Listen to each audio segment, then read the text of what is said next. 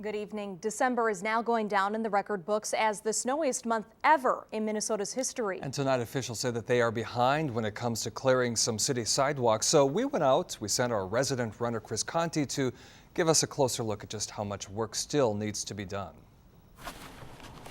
There are a few crazy people out there who don't let 37.8 inches of snow stand in their way.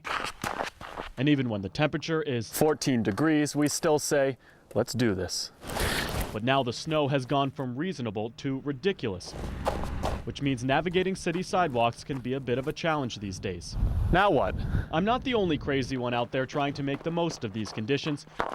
Rachel Dunn is also a proud member of the Winter Running Society. If you go anywhere off the main route of the Silver Lake Loop, you run into lots of snow.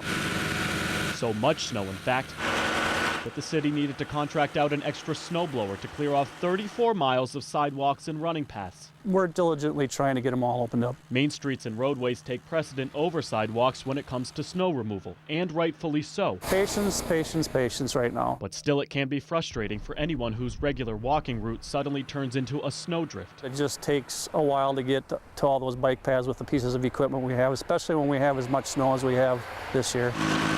The task is already as big as some of those snow piles. More winter weather on the way will only make things worse. It does get a little tricky. Which means all of you hardcore runners out there should just keep thinking about spring. I guess that's what happens when you're a runner living in Minnesota. So. Some sidewalks won't be cleared at all this winter, and city officials tell me that's because every year the city sets a certain list of which paths will be plowed and which ones will not. Live in the newsroom tonight, Chris Conti, KTTC News Center.